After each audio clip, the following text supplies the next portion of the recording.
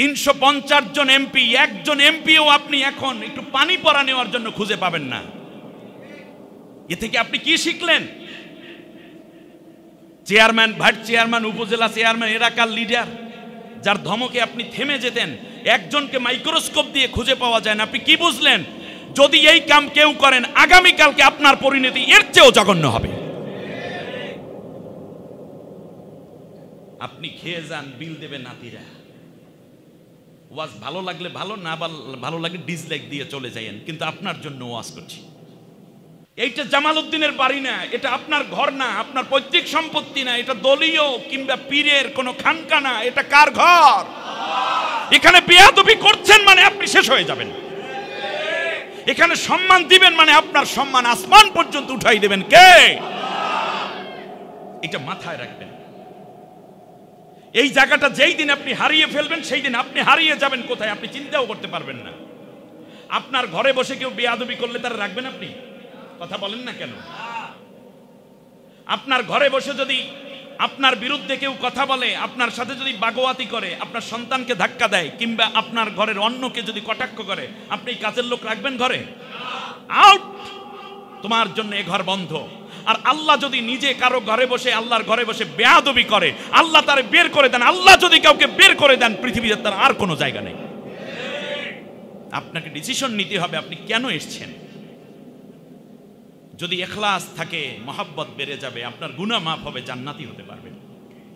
আর কোন রকম উল্টাপাল্টা করলে আপনি কিন্তু শেষ। আমি নাম নিলাম না, এই মসজিদের আল্লাহর ঘরের সামনে উচ্চ বাচ্চ করার কারণে এমনও কিছু লোক আমার চোখের সামনে থেকে হারিয়ে গেছে, যাদেরকে আপনিও খুঁজে পাবেন না। আপনাদের এই মসজিদ নিয়ে এর আগে আমি 13টা মসজিদে খুতবা দিয়েছি, এইটা নাম্বার 14। আমি মনে আরো একদিন বলছিলাম। এর মানে আপনি নতুন হলেও আমি কিন্তু পুরান। আমার অভিজ্ঞতা থেকে বলছি, আল্লাহর ঘরের সাথে যারা বেয়াদবি করেছে প্রকাশ্যে কিংবা গোপনে, কে জানেন? তার অস্তিত্ব শেষ হয়ে গেছে। প্লিজ এই জায়গাটাকে আপনারা মর্যাদা দিবেন। আপনার মর্যাদা বাড়াবেন কে? আল্লাহ তাআলা কোরআনের মধ্যে স্পষ্ট করে বলেছেন, কুল সিরু ফিল আরদি ফানজুরু কাইফা কানা আকিবাতুল মুকাদ্দিবিন। তোমরা পৃথিবীর বুকে ভ্রমণ করো, এটা কোরআনের কথা। আর দেখো এই পৃথিবীতে যারা জালেম ছিল, মিথ্যাবাদী ছিল, অত্যাচারী শাসক ছিল, তাদের পরিণতি কি হয়েছে সেগুলো দেখো। আপনি জর্দান, ডেথ সির পাড়ে যান, কওমে লূত কিভাবে পৃথিবী থেকে নিশ্চিহ্ন হয়ে গেছে, কওমে আদ, কওমে সামুদ, আসহাবুল উখদুদ, এখানে যারা হাজী সাহেবানরা আছেন, ওয়াদিয়ে মুহাসসার, আরাফাতের পাশ দিয়ে আপনি দেখেছেন ওয়াদিয়ে মুহাসসার, যেখানে আসহাবু ফিল, আব্রাহা বাদশাহ ধ্বংস হয়ে গেছে। এটার নাম কি? ওয়াদিয়ে মুহাসসার। আপনার চোখের সামনে দেখা জিনিস। আল্লাহ রাব্বুল আলামিন রাসূল সাল্লাল্লাহু আলাইহি ওয়াসাল্লামের জন্মের মাত্র 100 দিন আগে আব্রাহা বাদশাকে ধ্বংস করে দিলেন আবাবিল পাখির দ্বারা। এই পৃথিবীতে যত বড় বড় শক্তি, আল্লাহ তাদের ধ্বংস করেছেন ক্ষুদ্র জিনিস দিয়া। সবচেয়ে বড় শক্তি নমরুদ, আল্লাহ তাআলা মারছে কি দিয়া? তাও জাত মশা না ল্যাংরা মশা? ল্যাংরা একটা মশা দিয়ে শেষ। আসহাবে ফিল আল্লাহ মারলেন ছোট্ট পাখি দিয়ে, সবচেয়ে ছোট্ট, বেশি বড় পাখি না। এখনো পর্যন্ত আবাবিল পাখিগুলো বাইতুল্লাহকে পাহারা দিয়ে যাচ্ছে। সুবহানাল্লাহ। 18 বছর ধরে একটানা বাইতুল্লাহর খেদমত করছে একজন খাদেম। যখন তোয়াফ শেষে বসলাম, দেখলাম সে বাংলাদেশি। বললাম কি খবর, কেমন আছেন? আরবিতে শুরু করেছি, ও বলল আপনি বাংলাদেশি, মানে চেহারা সুরত যা দেখতেছে। আমি বললাম হ্যাঁ। আমি তো জিনিস পাইয়ে গেছি আসলটাই। বলল যে আমি 18 বছর ধরে হজরত এখানে আছি। আমি বললাম এই যে পাখিগুলো ওড়ে, এর পায়খানা বা দুই একটা পাখি মাঝে মাঝে মারা যায়, দুই একটা পালক পরে থাকতে পারে, এগুলো কি হারামের ভিতরে পান?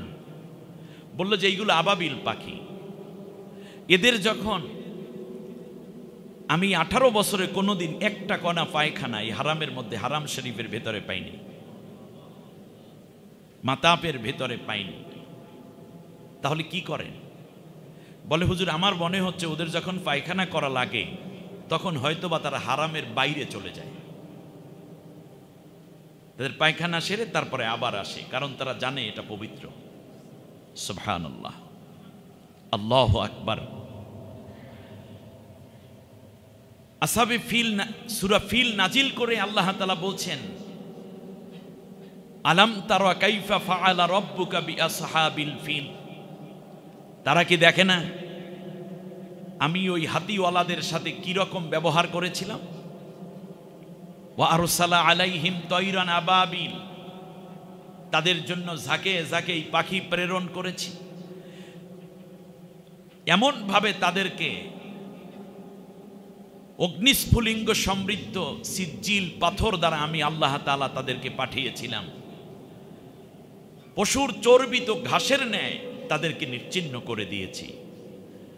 এটা নবীর জন্মের 100 দিন আগের ঘটনাকে আল্লাহ রব্বুল আলামিন নবীর জন্মের পরে 40 বছরে যখন নবুয়াত পেলেন, নবুয়াত পাওয়ার 3 বছরের মাথায় এই সূরাটা নাজিল করে আল্লাহ স্পষ্ট দেখাইয়া দিলেন, এই দেখ আমি আল্লাহ, এই দেখ আমি আল্লাহ।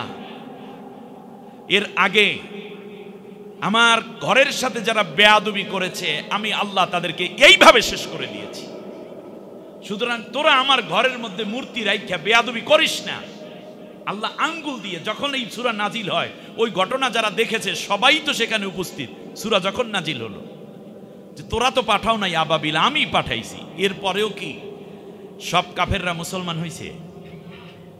মুসলমান না হয় না হোক, নবীকে শান্তি দিছে? শান্তি দেয় নাই, না দেব, কমপক্ষে ওদের সাথে সম্পর্ক না রাখুক। নবীকে মেরেছে, গালি দিয়েছে, জেলে ঢুকাইছে। শেষ পর্যন্ত ওই আল্লাহ নিজে যেই নবীকে সিলেক্ট করলেন, যেই আল্লাহ আবাবিল পাখি দ্বারা আব্রাহা বাদশাকে শেষ করে দেওয়ার জ্বলন্ত প্রমাণ সামনে রাখলেন, এরপরেও এই নবীকে তারা দেশে পর্যন্ত থাকতে দেয়নি। অতএব হেদায়েত কার কাছে? আল্লাহর কাছে। জুলম আপনাকে শেষ করে দিবে। একটি প্রতিষ্ঠিত গভর্নমেন্ট, এখন আয়াত নাজিল হবে না, আমি আঙ্গুল দিয়ে চোখের সামনে দেখিয়ে দিচ্ছি। একটি প্রতিষ্ঠিত গভর্নমেন্ট, মেম্বার চেয়ারম্যান থেকে সচিব পর্যন্ত সব তার, প্রত্যেকটা এমপি তার, পুলিশ ডিপার্টমেন্টে আইজি থেকে নিয়ে সাধারণ কনস্টেবল পর্যন্ত সব তার। আমি কি বানাই বলতেছি? সংবিধান তার হাতের মুঠোয়।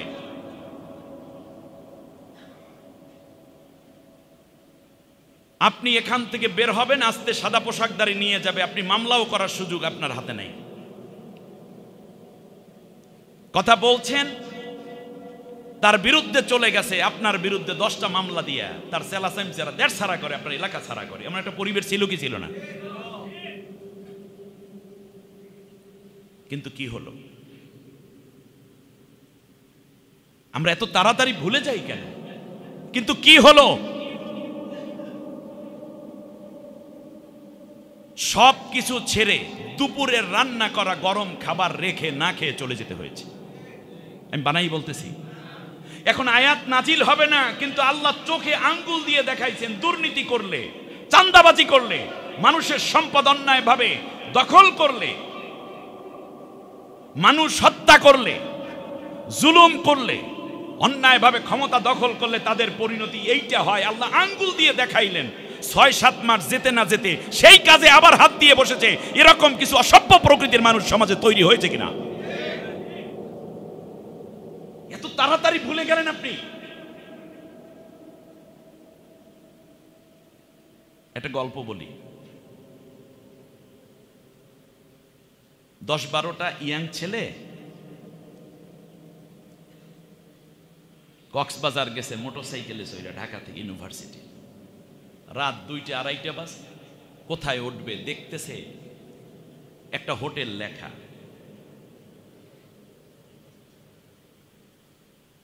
হোটেলের নাম খাই দেই ফুর্তি করি। হোটেলের নাম কি? খাই দেয় ফুর্তি করি। বেশ ভালো। নিচ দিয়া লেখা আছে খেয়ে যান আপনারা, বিল দেবে নাতিরা। হোটেলের নাম কি? খাই দেই ফুর্তি করি।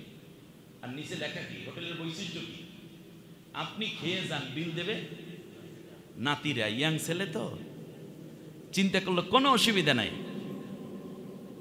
বিয়েই করি নেই দোস্ত, বিয়ে করব, বাচ্চা হবে, ছেলে হোক বা মেয়ে হোক, তারে বিয়ে করাবো, সেই বৌমার বাচ্চা হবে, তারা আবার একদিন এই বিচে ঘুরতে আসবে, তারপরে বিল দেবে।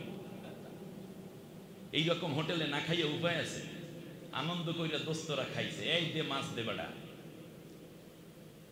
বড় বড় কোরাল ফ্রাই করা, মুরগি আর বহু রকম খাবার মজা করে খেয়েছে। এসে ওয়েটার বলছে, স্যার ফিন্নি আছে খাঁটি দুধের, দেবো? আর দে বেটা। এরপর স্যার একটা 7 আপ দে। জি একটা করে দে। স্যার টেকনাফের সুবারি দিয়া খুব চমৎকার করে মহেশখালীর মিষ্টি পান একটা দেব? দে। স্যার রাত্রে এখানে ঘুমানোরও ব্যবস্থা আছে, উপরে সিট বুকিং দিয়ে দেবো? তো মাশাআল্লাহ, দে। কয় তলায়? 8 তলায়। যতদিন থাকবেন স্যার খাওয়া দাওয়া এখানে ফ্রি, খাইবেন আপনারা, বিল দেবে নাতিরা। পাগলারা চিন্তা করছে খাইয়া লই জম্মের মতো। খাইয়া দাইয়া যখন একটু ঘোরার জন্য সি বিচে যাচ্ছে, গেটে দারোয়ান দাঁড়ানো। বলছে কই যান? বিল দিয়া যান। চপ, লেখাপড়া কিচ্ছু জানিস না বেটা, মুডটাই নষ্ট করে ফেলাইছে। বলে সে কি? বিল তো দেবে নাতিরা। বললো যে ম্যানেজারের সাথে কথা বললে যান। এই ফাঁকে কথা শোনেন নাই মনে হয়, কথা বুঝছেন। আপনার অনেক আকলবান জ্ঞানী, আপনাদেরকে জানি, এটা গল্প নয়, এটা জীবন আপনার। এই ফাঁকে ওইটার এসে একজনের, আপনার নাম কি? নাম বলবে না, যারা খাচ্ছে তাদের নাম না, ওই নাতিরা এসে বিল দেবে। জি। বাবার নাম কি? দাদার নাম কি? এই নানার নাম কি? এই খাইতেছে আর বলতেছে। ওনাদের মাথায় তো নাতিরা বিল দেবে। দাদার নাম, নানার নাম সব নিয়ে লিখিত কম্পিউটারের কাছে যখন দিছে, ওই 8 জনের বিল নামে এন্ট্রি করে রাখছে ম্যানেজার। এই ফাঁকে শেষ। দাদার নাম যাইনা ফেলাইছে, বিল সামনে কইরা ফেলাইছে। কই ম্যানেজার সব দেখেন তো, আপনার হোটেলটার কত সুনাম, ইউনিভার্সিটিতে গিয়ে আমরা পাবলিসিটি করব, আইটি জগতের আমরা লোকজন। এখন তো আমরা বিয়ে শাদী করি নাই, আমার নাতিরা বিল দিয়ে দেবে। বিল কত হয়েছে বলেন? বললো যে না, আপনাদের বিল না, আপনার দাদাই যে খাইয়ে গেছে সেই বিলটা দিয়ে যান। বুঝছেন? বিল চাই কাটটা, জম্মের মতো খেয়েছো, এখন বিল দিয়ে যাও। খাইছিলাম মনে করছো বিল দেওয়া লাগবে না, কারণ বিল দেবে কে? 1941 সাল পর্যন্ত নাতি দেবে বিল, কিন্তু তোমার বিল চাই নাই, তোমার দাদাই খাইয়ে গেছে সেই বিল দাও। হোটেলের নিয়মিত এই, আপনি খেয়ে যান, বিল দেবে নাতিরা। এখন যা খাইছে মনে হয় মুখ দিয়ে বাইরিয়ে যাইবে, এমন একটা অবস্থা। কত বিল হইছে? আপনার দাদাও এইরকম খাইছিল, আপনার দাদি তার বন্ধু বান্ধব নিয়ে আসছিল, আড্ডা দিয়ে গেছিল, তার নামে বিল হইলে 1,53,788 টাকা 8 আনা। ওর দাদার কত? ওর দাদাই আরো খাইছে, তার বিল 2.5 লাখ। তারপর এইটার বিল 1.25 লাখ। এইটার নাম, আপনার দাদার নাম এইটা না? বলে হ, দাদার নাম তো এইটা। হ্যাঁ খাইয়ে গেছে, দন্ডের দাদার নাম জানলাম কেমনি? অনেকে এইরকম খাইছেন, খাওয়ার পরে মনে করছেন বিল দেওয়া লাগবে না। বিল দিতে হবে, দুনিয়ায় না দিলে আখেরাতে দিতে হবে। এখনো আবার অনেকে খাওয়া শুরু হয়ে গেছে, মনে করছে বিল দেওয়া লাগবে না, আবারও বিল দিতে হবে। 350 জন এমপি, একজন এমপিও আপনি এখন একটু পানি পরা নেওয়ার জন্য খুঁজে পাবেন না। এ থেকে আপনি কি শিখলেন? চেয়ারম্যান, ভাইস চেয়ারম্যান, উপজেলা চেয়ারম্যান, এলাকার লিডার, যার ধমকে আপনি থেমে যেতেন, একজনকে মাইক্রোস্কোপ দিয়ে খুঁজে পাওয়া যায় না। আপনি কি বুঝলেন? যদি এই কাম কেউ করেন, আগামীকালকে আপনার পরিণতি এর চেয়েও জঘন্য হবে। আপনি খেয়ে যান, বিল দেবে নাতিরা। ওয়াজ ভালো লাগলে ভালো, না ভালো লাগলে ডিসলাইক দিয়ে চলে যাইয়েন, কিন্তু আপনার জন্য ওয়াজ করছি। অন্যায়ের দিকে যাইয়েন না। যারা এই জুলুম করেছে তাদের পরিণতি কোনোদিনও ভালো হয়নি। আল্লাহ রাব্বুল আলামিন বলেন, শোনে, এই পৃথিবীতে জালেম একটা শাসকের নাম বলি, ফেরাউন। ফেরাউন যেদিন মারা গেছে, জুলুম যারা করে তাদের বিদায় বেলাটা কেমন হয় আল্লাহ তাআলা বলছেন, ফামা বাকাত আলাইহিমুস সামাউ ওয়াল আরদু ওয়ামা কানু মুনজারিন। ফেরাউন যেদিন বিদায় হলো, আমি আল্লাহ শেষ করে দিলাম, সেই দিন পৃথিবীর বুকে এবং আসমানে, ভালো করে বুঝেন, পৃথিবীর বুকে এবং আসমানে কেউ তার জন্য কান্না করে নাই। এমনকি কান্না করার কোনো পরিবেশও ছিল না। আপনি কি এইরকম জীবন চান? আপনার জন্য কেউ কাঁদুক আপনি চান? মায়া করুক আপনি চান? কথা বলেন না কেন? আপনার জন্য কেউ দোয়া করুক আপনি চান? সবাই বলেন চান কি না? যদি চান তাহলে জুলুম বাদ দেন, অবৈধ কাজ বাদ দেন, দরাকে সরা জ্ঞান করা বাদ দেন, মানুষকে সম্মান দিতে শিখুন, মানুষের মূল্যবোধ শিখুন। সব ধরনের অপতৎপরতা মন থেকে মুছে ফেলুন। গীবত, চগলখড়ি নিজেকে বন্ধ করুন। আপনার কবরেও কেউ যাবে না, আপনার জেলেও কেউ যাবে না। ফেরাউন মরে গেল, আল্লাহ তাআলা বলেন কেউ কান্না করে নাই, কান্নার পরিবেশও ছিল না। শুধু তাই না, ওর বিদায়ের দিন মানুষ কমপক্ষে ইন্নালিল্লাহ পড়ে, আর তার বিদায়ে সবাই পড়ছে আলহামদুলিল্লাহ। ফাকুতিআ দাবিরুল কওমিল্লাযীনা যালামু ওয়ালহামদুলিল্লাহি রাব্বিল আলামিন। কার কথা? আল্লাহ নিজে বলছেন সূরা আনফালের 36 নম্বর আয়াত। আনফাল না আনাম? হাফেজ সাহেব কোথায়? আনাম। সূরা আনামের মধ্যে আল্লাহ তাআলা বলছেন যে ফিরআউনের মওতের খবর যখন শুনলো, জাতির লোকেরা কেউ আফসোস করে নাই, সবাই বলছে আলহামদুলিল্লাহ।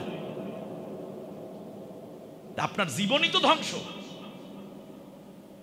যদি আপনি জুলুম মুক্ত না হতে পারেন, রমজান এসেছে ইনসাফ শেখাতে, রমজান এসেছে মানুষের অধিকার শেখাতে। একত্রে ইফতার করো, একত্রে তারাবি পড়ো, একত্রে পারলে সাহারি খাও। মানব কল্যাণ কোথায় আছে? এখানে কেউ? আপনারা একটা নতুন প্রোগ্রাম এবছর নেন, আমি চেষ্টা করব আমিও থাকতে। একদিন পুরো রাত এখানে থাকেন, সাহারির একটা আয়োজন করেন। মসজিদে নববীতে সাহারি দেয়, ঠিক না? আপনাদের মসজিদে ইফতারটা দেন, কিন্তু সাহারিটা দেন নাই। কমপক্ষে নবীজির সাথে একটা কানেকশন বানাই। নবী গো, নবী গো, ও নবী, তুমি সাহাবীদেরকে নিয়ে ইফতার করতা, সাহারি খাইতা, আমরা পারি নাই, কিন্তু একটা আমল শুরু করেছি রূপায়ণ টাউন জামে মসজিদে। একদিনের জন্য এবছর শুরু করি, আগামী বছর কতজন আর হবে?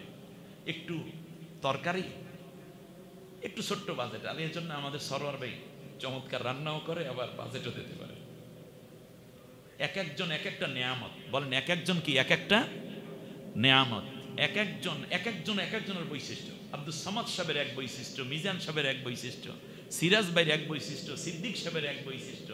আলহামদুলিল্লাহ, সব মিলে আমরা, সবাই বলেন সব মিলে আমরা। একদিন সাহারি হোক, আপনি দেখবেন বহু বাচ্চাও চলে আসবে। একটা উন্মুক্ত রাখেন, 100-150 মানুষের একটা বাজেট। ওই বাজেটে যা হয় আমাকেও শরীক রেখে, কারণ এত বড় একটা নেয়ামত, আমরা মাহরুম হব না ইনশাআল্লাহ। সারা রাত ইবাদত করব, তবে সেটা ওই 20 রোজার পরে নিয়ে। কদরের রাতে তো হবে না, কারণ কদরের রাতে অনেক ফাংশন থাকে মসজিদে। একটা রাত একত্রে সাহারি করা, আল্লাহ কবুল করুন। আর একটু জোরে বলেন। এবং সেটা খুব সম্ভব বৃহস্পতিবার দিবাগত জুমাবার রাত হলে ভালো হবে। কারণ কি? ছুটির দিন, ঠিক আছে তো? ব্যাস, এইটা পাশ করাই নিয়েন, উদ্যোগ নিয়েন আপনারা। এই যে মানব কল্যাণ, আমি দায়িত্বটুকু দিলাম এবং সবাইকে নিয়ে এটা কবে করবেন আমাকে দিয়েন, ইনশাআল্লাহ আমি মুসল্লি ভাইদেরকে দাওয়াত দিয়ে দেব। রাসূল সাল্লাল্লাহু আলাইহি ওয়াসাল্লাম জিজ্ঞেস করেছে রাসূলের কাছে, ইয়া রাসূলুল্লাহ, আমরা একে অন্যকে মহব্বত করি না। শুনতেছেন না আপনারা? আমাদের মধ্যে মহব্বত খুব ভরপুর নাকি? মহব্বত আল্লাহ তাআলা কিয়ামতের দিন যখন আরশের ছায়া ছাড়া কোনো ছায়া থাকবে না, সেই সময় মানুষকে ডাকবেন। সুবহানাল্লাহ বলেন। আল্লাহ ডাক দেবেন কি বলে, সেটাও হাদিসে আসছে, আইনা মুতাহাব্বুনা ফিল্লাহ, কোথায় তোমরা যারা একে অন্যে মহব্বতের কারণে বসতা আমি আল্লাহর খুশির জন্য। আমরাও বসি গীবত করার জন্য, আমরাও চলি একে অন্যকে ঠকানোর জন্য, আমরাও চলি কেবলমাত্র এই যে নাস্তার বিলটা বাসায় যেন না হয়, অন্যের উপর দিয়ে চালাই দিতে পারলেই তো হয়। আপনারা না কেউ কেউ এই দুশ্চিন্তায় ভোগেন, কিন্তু বসতে হবে কার খুশির জন্য? কিন্তু বসে আপনি কার নাম নিবেন? অতএব আল্লাহ সুবহানাহু ওয়া তাআলাকে মনে করার জন্য বসবেন, যে ভাই আসেন তো দেখি এই বিষয়টা করলে কেমন হয়। আল্লাহ তাআলা বলছেন, আইনা মুতাহাব্বুনা ফিল্লাহ, কোথায় তোমরা যারা একমাত্র আমার সন্তুষ্টির জন্য পরস্পরে বসতে, আসো আসো তোমাদেরকে আমার আরশের নিচে বসাই দেব। আল্লাহ নবী বলেছেন, পৃথিবীর এমন কোন ভালোবাসার মানুষ যদি হয় আল্লাহর জন্যই ভালোবাসে, কিন্তু একজন থাকে মাশরিকে আর একজন থাকে মাগরিবে, একজন থাকে পৃথিবীর পূর্ব প্রান্তে আর একজন থাকে পশ্চিম প্রান্তে, হয়তো কোনোদিন তাদের দেখা সাক্ষাৎ হয় নাই, কিন্তু একে অন্যকে বড় ভালোবাসে, মায়া করে, কিয়ামতের দিন আমি আল্লাহ রাব্বুল আলামিন দুইজনকে এক করে আমার আরশের নিচে বসাইয়া দেব। আমরা নবীকে ভালোবাসি, দেখি নাই কোনোদিন, এজন্যই নবীর সাথে আমাদের দেখা হবে। বলেন আমিন, আরো জোরে বলেন আমিন। আইনা মুতাজালিসুনা ফিল্লাহ, একত্রে তোমরা বসতে কেবলমাত্র আমি আল্লাহর সন্তুষ্টির জন্য, কোথায় তোমরা? সাহাবীগণ বলল, ইয়া রাসূলুল্লাহ, কিভাবে আমাদের মহব্বত বাড়তে পারে যার কারণে আমরা আরশের নিচে বসবো? মহব্বতের মূল্য পৃথিবীর মূল্যের চেয়ে বেশি, আর আমরা 1, 2, 10 টাকার বিনিময়, একটু কথা এবং কাজের বিনিময়ে আমরা সম্পর্ক ছিন্ন করে ফেলি, মহব্বত কেটে ফেলি। এটা মোটেও করবেন না প্লিজ। বহুদিনের সম্পর্ক কোনো এক কারণে আপনি বাদ দিয়ে দিলেন না, আপনি মহব্বত টিকাই রাখবেন। যদি সে সম্পর্ক ছিন্ন করে, আপনি ছিন্ন করবেন না, আপনি যেন ছিন্নকারী না হন। সে ছিন্ন করে করুক, আপনি যাবেন জোড়া লাগাতে। খুশি হবেন কে? আরো জোরে বলেন। আমরা কার খুশি চাই? আল্লাহ। আপনি, আপনার অনেক কোনো চাচা থাকতে পারে, কোনো বন্ধু থাকতে পারে, কিংবা প্রতিবেশী থাকতে পারে যার সাথে আপনার সম্পর্কে বড় টানা পড়েন না, আপনি নিজেই ফোন দেন। এই রমজানে আপনার সবচেয়ে বড় আমল হবে, দোস্ত ভাইজান, কেন যে আপনি আমার সাথে কথা বলেন না আমি তো জানি না, যদি কোনো কষ্ট দিয়ে থাকি মাফ করে দিয়ে। এমনও সময় হতে পারে হয়তো মাফ চাওয়ার সুযোগও পাবেন না। অতএব আজকেই সেই কাজটি করুন। প্রতিদিন কমপক্ষে 5 জনের সাথে সম্পর্ক জোড়া লাগাবার জন্য চেষ্টা করুন। আমরা সম্পর্ক নষ্ট করব না, সম্পর্ক আরো বাড়াবো। বলেন আমিন। সম্মানিত ভাইয়েরা, নবীর কাছে জিজ্ঞেস করা হলো, রাসূল আমরা সম্পর্ক বাড়াবো কেমনে? এখন সাহাবীরা লোভ পেয়েছে, কারণ আল্লাহর আরশের নিচে ছায়া পাবে। সুবহানাল্লাহ বলেন না? আপনাদের কি লোভ হয় না? আল্লাহর আরশের নিচে ছায়া পেতে মন চায় না? যেদিন সূর্যের প্রচন্ড তাপে মানুষের ঘিলু টকবক করে ফুটবে, নফসি নফসি চিৎকার করবে, সেই মুহূর্তে আল্লাহর আরশের নিচে ছায়া, ওই আরশের নিচে বসে আল্লাহর নবী প্রত্যেকের হাতে হাউজে কাউসার বন্টন করে দিবে। এমন একটি দৃশ্যে, ওই মজলিসে, ওই মাহফিলে আপনি থাকতে চান না? যে যে থাকতে চান দুইটা হাত উঁচু করে আল্লাহকে একটু দেখাই দে। আল্লাহ তুমি কবুল করো, তোমার আরশের নিচে ছায়া দাও, নবীর হাতে কাউসার দিও, বলেন আমিন। এই মহান মাহফিল, মহান আয়োজনে যারা থাকতে চান, নবী বলেছেন দুইটা কাজ করো, তা মহব্বত বেড়ে যাবে। কোন কোন হাদিসে আসছে তিনটা, আমি তিনটাই বলি। এক নম্বর, আফসুস সালাম, বেশি বেশি করে সালাম দেবে। সুবহানাল্লাহ। কি দেবে বলেন? এরকম আছে না আমাদের দেশে, আপনি এক পীরের মুরিদ, উনি আর এক পীরের মুরিদ, সালাম বন্ধ। কে বলছে আপনারে মুরিদ হইতে? বলেন দেখি। আপনি বিএনপি করেন, অমুকে আওয়ামী লীগ করে, অমুকে জাসদ, অমুকে বাসদ, অমুকে জামাত, অমুকে চরমনাই, এই দলের কারণে সালাম বন্ধ হয়ে গেছে। কে বলছে আপনাকে এই দল করতে? আপনি তো মুসলিম, আপনার দল দরকার নাই। এই মুসলিম থাকেন, এই অবস্থায় জান্নাতে চলে যান, দল বাদ দেন। যেই দল, যেই তবলিগ, যেই পীরগিরি আপনাকে সালাম বন্ধ করে দিয়েছে, এটা করা আপনার জন্য হারাম। বরং আপনি মুসলিম থেকে একে অন্যকে ভালোবাসা শুরু করুন, দেখবেন আপনার জীবন ধন্য। অতএব সম্পর্ক ছিন্ন নয়, বরং আমরা কি করব? সম্পর্ক, জোরে বলেন, কি করব? জোড়া লাগাবো। আপনি আগে সভাপতি ছিলেন, এবছর আর একজন সভাপতি হয়েছে, সালাম বন্ধ। একজন সেক্রেটারি হয়ে গেছে, আপনি হইতে পারেন না, এই জন্য মসজিদে দান করাও বন্ধ করছেন, মসজিদে আসাও বন্ধ করে দিয়েছেন। তাহলে আপনার সেক্রেটারি আগে যা কাজ করেছেন সেটার তো কোনো ফজিলত পাইলেন না। সেক্রেটারি বড় বিষয় নয়, বড় বিষয় মসজিদের খেদমত। আগে বলেন, বুকের মধ্যে একটা হাত দেন, এইভাবে এবার সবাই হাত দেন। আগে মসজিদের খেদমত। আল্লাহ তুমি কবুল করো। ফাইন, কোনো পদ নয়, বরং খেদমতটাই আসল। কিয়ামতের দিন যদি আপনার এই সেক্রেটারি হওয়ার উদ্দেশ্য হয়, খতিব সাহেবের দুইটা ধমক দিবেন, ইমাম সাহেবের একটা গালি দিবেন, মুয়াজ্জিন সাহেবের গলা ধাক্কা দিবেন, আর হওয়ার পর চিন্তা যে মসজিদ থেকে আউট করতে হবে, বাহ, আপনি লেখা রাখেন জাহান্নামে যাওয়ার জন্য একটি আমলই যথেষ্ট। এইটা কোনো দলীয় ক্লাব না। আবার বলি, লাফাইয়া লাফাইয়া জাহান্নামে যাওয়ার জন্য তাল দিচ্ছে শয়তান আপনাদেরকে। এইটা জামাল উদ্দিনের বাড়ি না, এটা আপনার ঘর না, আপনার পৈতৃক সম্পত্তি না, এটা দলীয় কিংবা পীরের কোনো খানকা না, এটা কার ঘর? এখানে বেয়াদবি করছেন মানে আপনি শেষ হয়ে যাবেন। এখানে সম্মান দিবেন মানে আপনার সম্মান আসমান পর্যন্ত উঠাই দেবেন কে? এটা মাথায় রাখবেন। এই জায়গাটা যেই দিন আপনি হারিয়ে ফেলবেন, সেই দিন আপনি হারিয়ে যাবেন কোথায় আপনি চিন্তাও করতে পারবেন না। আপনার ঘরে বসে কেউ বেয়াদবি করলে তারা রাখবেন আপনি? কথা বলেন না কেন? আপনার ঘরে বসে যদি আপনার বিরুদ্ধে কেউ কথা বলে, আপনার সাথে যদি বাগোয়াতি করে, আপনার সন্তানকে ধাক্কা দেয়, কিংবা আপনার ঘরের অন্যকে যদি কটাক্ষ করে, আপনি কাজের লোক রাখবেন ঘরে? আউট, তোমার জন্য এ ঘর বন্ধ। আর আল্লাহ যদি নিজে কারো ঘরে বসে, আল্লাহর ঘরে বসে বেয়াদবি করে, আল্লাহ তারে বের করে দেন। আল্লাহ যদি কাউকে বের করে দেন, পৃথিবীতে তার আর কোনো জায়গা নেই। আপনাকে ডিসিশন নিতে হবে আপনি কেন এসেছেন। যদি ইখলাস থাকে, মহব্বত বেড়ে যাবে, আপনার গুনাহ মাফ হবে, জান্নাতি হতে পারবেন। আর কোন রকম উল্টাপাল্টা করলে আপনি কিন্তু শেষ।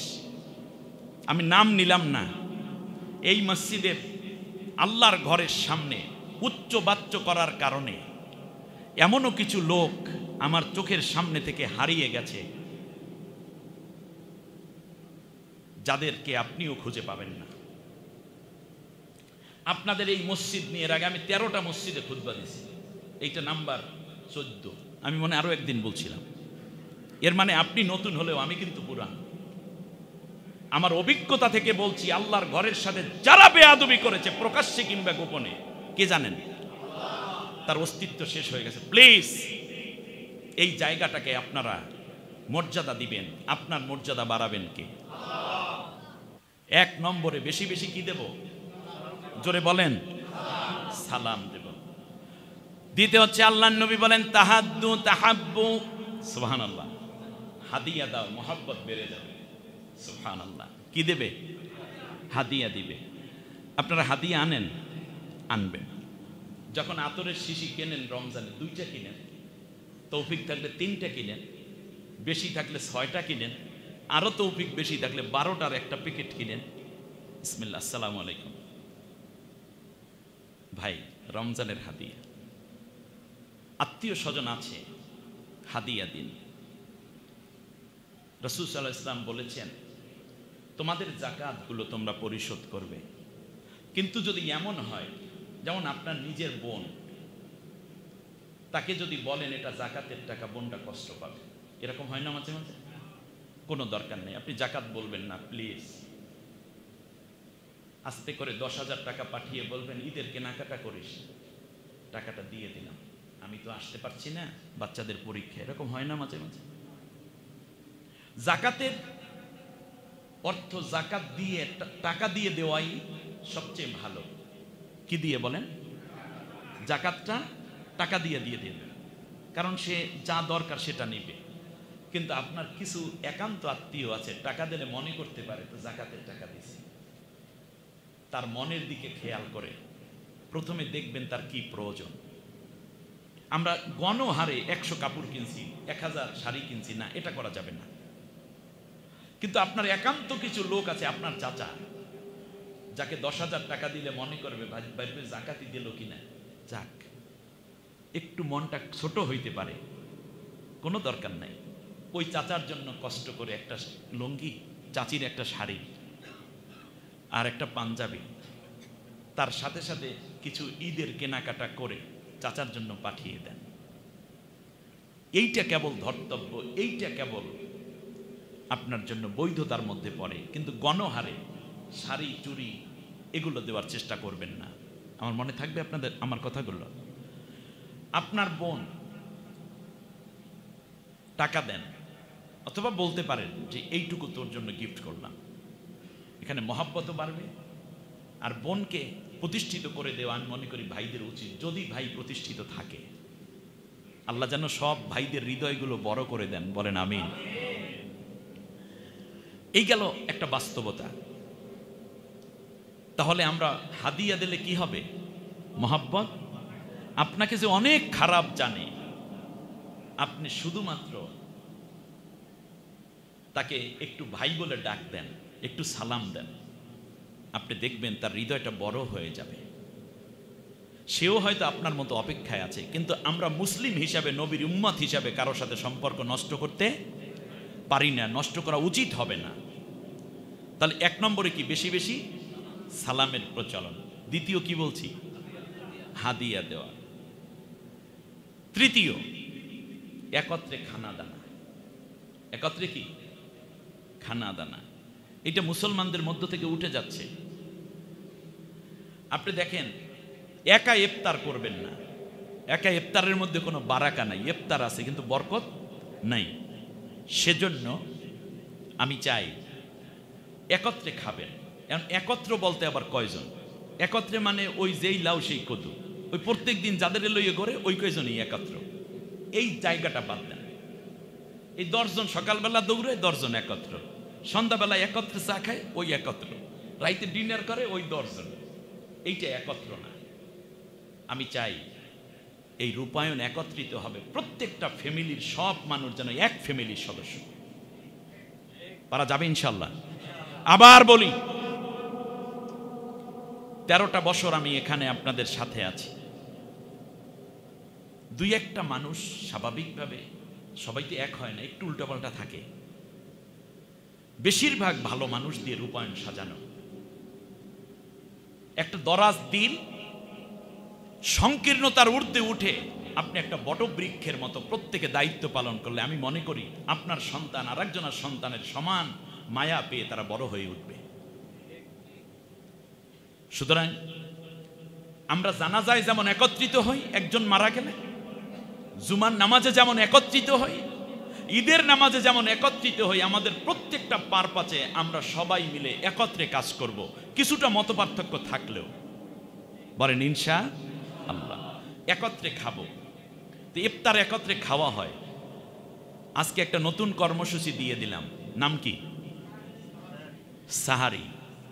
20 রোজার পরে কোনো একদিন জুমায় আমরা এটাকে করব ইনশাআল্লাহ। বলি সবাই মিলে খাবো, রাত্রে সারা রাত আমরা ওই রাতে ইবাদত বন্দিগি করব, রাত্রে সাহারি খাবো।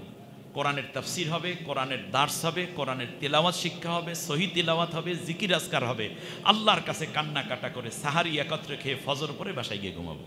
কারণ পরের দিন শুক্রবার, ঘুমাইলে কেউ নিষেধ করবে না। আল্লাহ আমাদেরকে তৌফিক দিন। তাহলে 3টা কাজে মহাব্বত বাড়ে। বলেন তো কি কি? এই সালাম বারবার বলছি, আর আমার মনে পড়তেছে আমাদের মরহুম আব্দুল সালাম ভাইয়ের কথা। আজকের এই মাহে রমজানে দোয়া করি আল্লাহ তাকে মাফ করে জান্নাতুল ফেরদাউসের মেহমান করে নেন। সম্মানিত ভাই, দ্বিতীয় যে বিষয়টা আজকে বলতে চাই, তাহলে প্রথম বিষয় ছিল আমাদের অন্তরের সমস্ত সংকীর্ণতার ঊর্ধ্বে উঠে আমরা ঐক্যবদ্ধ থাকব। মতপার্থক্য থাকবে, আমার সব কথা আপনার ভালো লাগবে না, আপনার সব আচরণ আমার ভালো লাগবে না, যা ভালো তা নিয়ে চলবো, যেটা খারাপ ওটা বাদ। ঠিক আছে? দ্বিতীয়, যাকাত বিষয়। আপনারা অনেকে অনেক কোশ্চেন করেন। আমার অবশ্য 3টা চ্যানেলে লাইভ আছে, সম্ভব হলে সেখানেও কোশ্চেন করতে পারবেন। আর যদি এরপরেও থাকে, আমার মোবাইল নাম্বার তো অনেকেই জানেন, ফোনে যে কোনো বিষয় আপনারা যাকাত বিষয়ে জেনে নিতে পারেন। নিসাব পরিমাণ সম্পত্তি আছে মানে আপনার যাকাত দিতে হবে। যদি ওই সম্পদ 1 বছর পুরা হয়, নিসাব মানে কি? 7.5 তোলা স্বর্ণ, 52.5 তোলা রৌপ্য। এখন 52.5 তোলা কি রৌপ্য ধরা হয়? যেহেতু স্বর্ণের দাম অনেক বেড়ে গেছে, ন্যূনতম যেই ইয়েটা আসে, বেশি জাকাত পাওয়ার জন্য জাকাত দেওয়া জাকাত দাতার সংখ্যা বেড়ে যাবে, এজন্য ইসলামিক স্কলারগণ ডিসিশন নিয়েছেন যে 52.5 তোলা রৌপ্য পরিমাণ সম্পদ কারো কাছে যদি পড়ে থাকে, ব্যাংকে হোক, টাকা হোক, কিংবা ডাইরেক্ট এই অলংকারাদি হোক, যেই স্বর্ণ ব্যবহার করে মা বোনেরা, নারীরা, এটার জাকাত নাই। যেই বাড়ি আপনি থাকেন ফ্ল্যাটে, এটার কোনো জাকাত নাই। যে গাড়ি আপনি ব্যবহার করেন, এই গাড়ি যত টাকা দামের হোক, এটার কোনো জাকাত নাই। যেই জমিন আপনি চাষাবাদ করেন, এটার কোনো জাকাত নাই। তাহলে জাকাতটা কিসের? অব্যবহার্য যে অলংকার আদি পড়ে থাকে, মা বোনদের থাকে না, 20 ভরি, 22 ভরি, 100 ভরি স্বর্ণ, ওইটার জাকাত।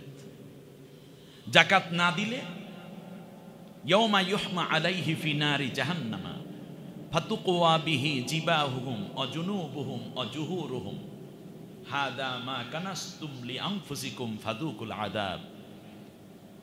কিয়ামতের দিন এগুলোকে জাহান্নামের আগুন উত্তপ্ত করে তার কপালে, পার্শ্বদেশে, পৃষ্ঠদেশে এভাবে শেক দেয়া হবে এবং বলা হবে, আমি তোমার সেই সম্পদ যা তুমি অর্জন করেছো কিন্তু জাকাত দাও নাই। আল্লাহ আমাদেরকে মাফ করুন। এবারে আসি, আল্লাহ রব্বুল আলামিন বলেছেন পরকালে যদি বিশ্বাস করো তাহলে অবশ্যই জাকাত দেবা। আপনারা পরকালে বিশ্বাস করেন কি? আমরা সবাই পরকালকে বিশ্বাস করি বলেই তো এই সিয়াম, এই কিয়াম, এত আয়োজন। পরকালে যেন একটু শান্তি পাই, পরকালে কি জবাব দেব আল্লাহর কাছে, এই চিন্তা করেই তো আমরা এত ইবাদত বন্দিগি এবং আল্লাহর সন্তুষ্টির জন্য খুঁজি। আল্লাহ তাআলা বলছেন, আল্লাযীনা লা ইয়াতুনা যাকাতা ওয়া হুম বিল আখিরাতি হুম কাফিরুন। যারা যাকাত দেয় না তারা পরকালকে বিশ্বাস করে না। হযরতে আবু বকর রাদিয়াল্লাহু তাআলা আনহুর সময় একদল মানুষ যাকাত না দেওয়ার জন্য ডিসিশন নিল।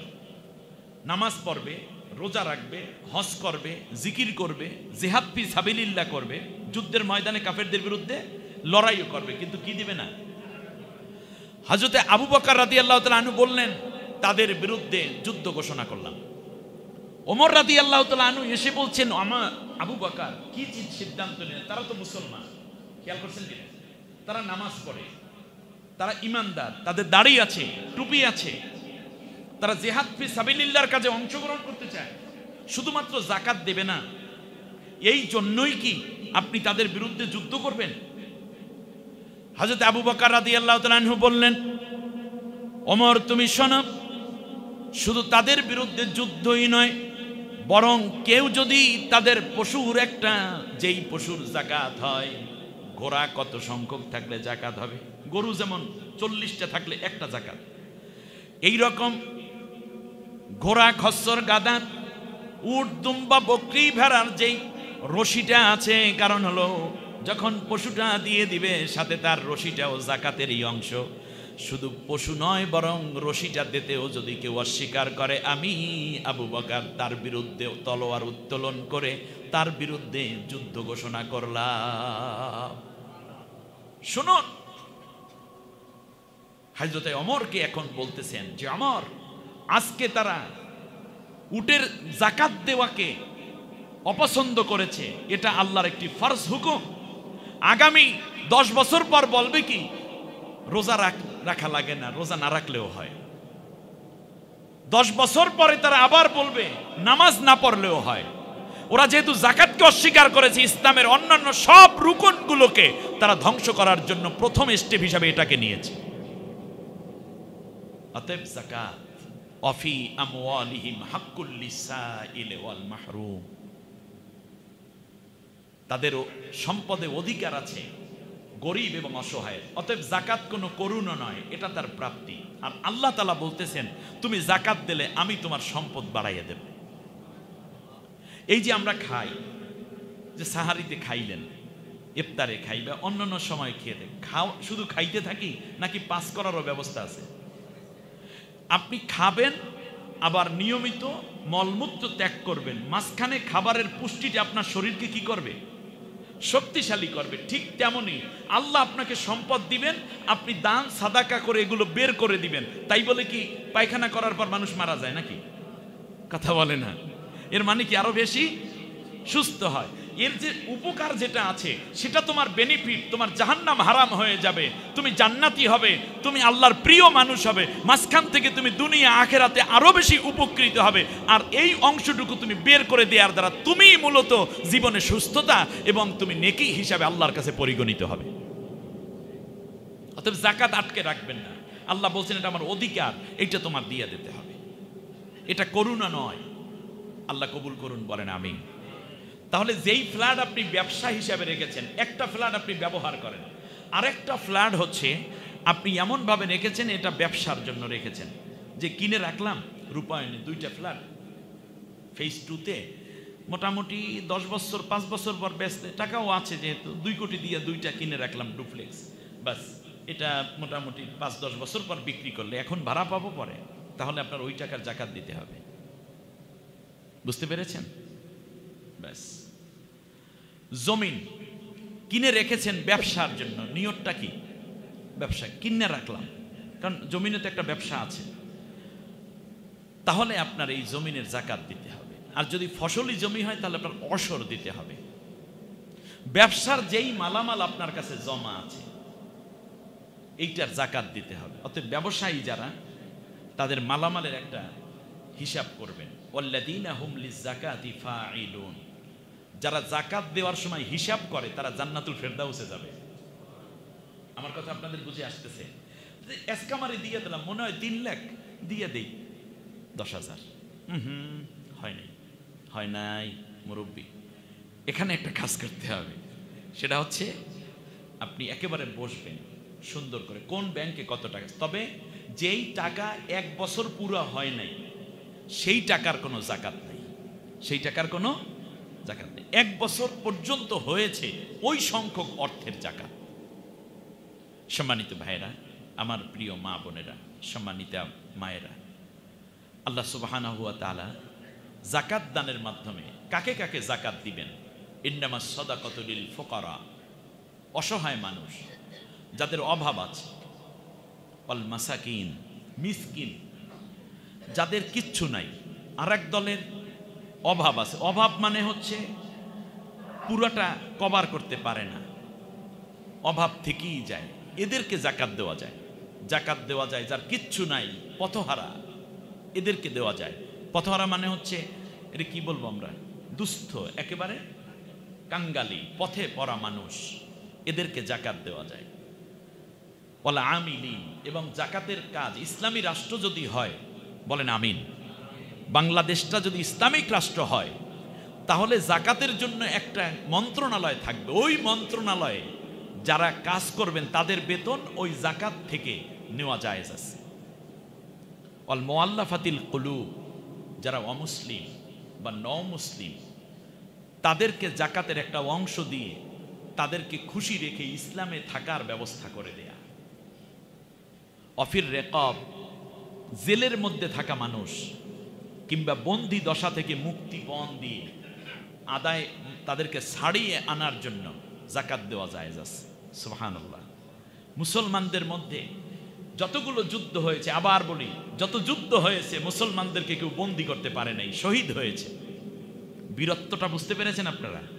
শহীদ হয়েছে, আহত হয়েছে, কিন্তু কোন সাহাবী বন্দি হয় নাই কাফেরের কাছে। আল্লাহু আকবার। এখনো যদি কেউ জেলের মধ্যে আটকা থাকে, তাদেরকে মুক্তির জন্য যত প্রসেসিং করা লাগে সেই জন্য জাকাত দেওয়া যায় আছে। তাই বলে দুর্নীতিবাজদেরকে ধরছে, ওদের আবার মজা দেখাইতে যাইয়া আপনার দলের লোক, সেই জন্য জাকাত দিতে যাইয়েন না। নির্দোষ যারা জেলে, নির্দোষ মানুষ, তাদের বিষয়টা এখানে বিবেচ্য। আপনি জানেন ছেলেটা নির্দোষ, কেবলমাত্র কোরআনের কথা বলার অপরাধে তারে জেলে নিয়েছে। আপনি জানেন বাড়ির পাশের লোক, ও ক্ষমতা আছে এই জন্য মিথ্যা মামলা দিয়ে জেলে ঢুকাই রাখছে। এইরকম অবস্থা আছে না নাই? এটা আগে ছিল না নাকি? এখনো কেউ কেউ অঘটন ঘটাচ্ছেন, এটা করবেন না। কোন নির্দোষকে হেনস্থা করার জন্য হুমকি দিবেন না। কোন নির্দোষকে চোখ রাঙিয়ে তার স্বাধীনতা নষ্ট করবেন না। কারণ ছাত্র সমাজ, যুবকরা জীবন দিয়েছে নতুন করে শোষণ সৃষ্টি করার জন্য নয়, স্বাধীনতার পূর্ণ সুখ ভোগ করার জন্য। অন্যায়কারীরা কোনোদিন মাপ পাবে না, কিন্তু নির্দোষ কাউকে আপনি চোখ রাঙিয়ে কথা বলবেন না, এই অন্যায় করবেন না।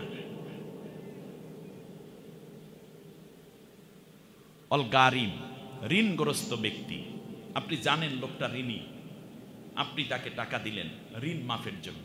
অথবা আরেকটা ব্যাপার আছে, যেমন আপনাকে আল্লাহ অনেক টাকার মালিক বানিয়েছেন, কিন্তু আপনি কিছু টাকা একজনের কাছে পাবেন, আপনারও জাকাত হয়েছে, আপনি পাবেন 10,000 20,000 টাকা। তখন ফোন দেবেন, জব্বার ভাই, আমার জব্বার থাকলে কি নাম মনে করেন না, কিছু কি নাম বলবো আল্লাহ জানে, যাই হোক মনে করেন সুমন ভাই, কামাল ভাই, যাই বলেন একটা, ভাইজান আপনার কাছে আমি তো কিছু টাকা পাবো। জি ভাই, টাকাটা দেখি কেমনে দেব। ওই দেখতে দেখতে কিন্তু 3 বছর হয়ে গেছে, আপনি বসতেছেন, এটার কাজ নাও হইতে পারে, ফোনও ধরে না, মাঝে মাঝে সিমও বন্ধ করে ভাবে। তো আপনি আজকে কল দিয়ে বলবেন যে তাহলে আমি আপনার টাকাটা জাকাত হিসাবে দিয়ে দিই, আপনার টাকাটা ফেরত দেওয়া লাগবে না। আমার তো এবছর 4-5 লাখ টাকা জাকাত হয়েছে, তার মধ্যে 20,000 টাকা আপনার এই 20,000 ধরে আমি জাকাত পরিশোধ করে দিলাম, আপনি দোয়া করবেন, টাকাটা আমি জাকাত হিসেবে দিয়ে রাখলাম। যদি উনি রাজি হয়ে যান আলহামদুলিল্লাহ। আর যদি দেখেন যে একান্ত নিকটজন টাকা নেওয়ার পর বাইং মাছের মতো মরাইছে, আপনি আস্তে করে ফোন করে বলে দিবেন, ভাই তাহলে ওই টাকাটা যে রইল, খালুজান অথবা দুলাভাই অথবা ভাই অথবা চাচা মামা, ওইটার দেওয়া লাগবে না, আমি অন্যভাবে মেকআপ করে নিলাম। ওই অন্য ভাবটা আপনি জানবেন, আল্লাহ জানবেন। সুবহানাল্লাহ। দুইটা কাজ করলেন, একটা ইহসান করলেন আর একটা জাকাত দিলেন। আর আল্লাহ বলছেন, হাল জাযাউল ইহসানি ইল্লাল ইহসান, তুমি যদি ইহসান করো, মায়া করো, মায়া ছাড়া তোমাকে আমি কিছুই দেব না। সুবহানাল্লাহ বলেন। অফি সাবিলিল্লাহ, যারা আল্লাহর দ্বীন প্রতিষ্ঠার জন্য, কোরআনের শাসন প্রতিষ্ঠার জন্য যারা কাজ করে, তাদেরকে জাকাত দেবেন, এটা তাদের প্রাপ্য, তাদের অধিকার। এই পথে জাকাত দিতে নির্দেশ দিচ্ছেন কে? অবনিস সাবিল। আর হচ্ছে যারা মুসাফির হয়ে যায়, তাদেরকেও তুমি জাকাত দিতে পারবে। যদিও তারা পরিপাটি, এসে যদি বলে ভাই আমরা অনেক কিছু হারিয়ে ফেলেছি, আমাকে হেল্প করেন, তখন তুমি তাকে জাকাতের অংশ থেকেও দিতে পারবা। আল্লাহ আমাদেরকে কবুল করুন। শেষ কথা হচ্ছে, মাহে রমজানের এই সময় আপনারা অনেক নেক কাজ করছেন, তার মধ্যে অন্যতম আকর্ষণীয় নেক খতমে কোরআন, ঠিক না? খতমে কোরআন চলছে না? গত বছর আমরা একটু উন্মুক্ত আলোচনা করি, এটা যেহেতু আপনারাই সবাই শেয়ার করেছেন অর্থ দিয়ে। গত বছর আমাদের খতমে তারাবির কত টাকা যেন উঠছিল সিরাজ ভাই? 2,70,000, মানে নিয়ার অ্যাবাউট 3 লাখ। এবছর ইনশাল্লাহ তার চেয়ে বেশি হবে। আমরা সবাই ইনশাল্লাহ পড়ি না? হয় না ইনশাল্লাহ, কেমন কেমন জানি লাগে, একটু জোরে বলেন ইনশাল্লাহ। শোনেন, আপনারা বলেন, আমি তো এগুলোর ডাক্তার। বললাম এটি 14 নম্বর মসজিদ। এবছর মাহফিল করছি 178টা, আলহামদুলিল্লাহ। বাংলাদেশের ভিআইপি যত মাহফিল সবগুলাতে আপনাদের হুজুর আছে, নিচে লেখা রূপায়ণ কেন্দ্রীয় জামে মসজিদ। কথাটা বুঝছেন? আপনাদের ইনশাল্লাহ বললেও আমি বুঝি যে আসলে আমার মুসল্লিরা কি কয়। সবাই একটু আওয়াজ দিয়ে বলেন ইনশাআল্লাহ। 3 লাখ টাকা দেওয়া কোনো ব্যাপার আমাদের? 1000 টাকা করে যদি দেন, আমার 300 মানুষ লাগে, বুঝলেন ভাই? মাত্র 300। 1000 টাকা দেয়া কি খুব জটিল? আমি আবার বলি, কোনো ব্যক্তি কিংবা কারো প্রতি রাগ করে আপনার খেদমত কমাবেন না। আপনার মন মতো সবাই হবে না, বিশ্বাস করুন। নবীও নিজেও পারে নাই, তাহলে কাফেররা নবীরে মারতে? কেউ একজন আর মন রক্ষা করতে পারে না। আপনার স্ত্রীর মনই তো আপনি রক্ষা করতে পারেন, কিন্তু এটা দিনের কাজ। কিসের কাজ? 1000 টাকা করে গড়ে দিবেন, কেউ 5000 10,000 দিয়ে দিবেন। আজকে তো আর সেই কাজটা আমি করব না, তবে 1000 করে দিয়ে দেবেন। ও দেখছেন ছোটরা শীট নিয়ে গেছে, আপনারাও একটা শীট এখানে লেখছেন। যারা 5000 দিবেন তারা সামনে 5000 লিখে দিয়েন। আমি এখানে 2 মিনিট সময় নিলাম, শীটগুলো ছেড়ে দেন। জি আলহামদুলিল্লাহ। ছাত্র কল্যাণের ভাইদের কাছে। ছাত্র কল্যাণের সভাপতিকে নাইম কোথায় দেখি একটু? নাইম খুব ভালো ছেলে, আলহামদুলিল্লাহ। নাইম আসে নাই আজকে, আলহামদুলিল্লাহ। ছাত্র কল্যাণকে আল্লাহ কবুল করুন। কি চমৎকার নাম দিয়েছে না, দিনুন নাসিহা, ছাত্র কল্যাণ। এরা কল্যাণ কামনা করবে, আল্লাহ তাআলা কল্যাণ দিয়ে ভরে দিন ওদেরকে, আলহামদুলিল্লাহ। যারা নাম লেখাতে চান, কই আপনার খাতাগুলো আর কোথায় সিরাজ ভাই? এই সেই সিরাজেরই কামে লাগবে। আমাদের সিদ্দিক ভাই কোথায়? এই এই এই কাজের লোক যারা, তারা রফিক সাহেব আছেন, আলহামদুলিল্লাহ। মিজান ভাই আসছেন। ছাত্ররা ভেতরেও আসতে হবে। মাত্র 1000 টাকা করে, ওখানে আমার নামটাও দিয়ে লেখেন। আমরা হাফেজ সাহেবদেরকে একটু সম্মানের সাথে বিদায় করতে চাই। আল্লাহ যেন কবুল করেন, বলি আমিন।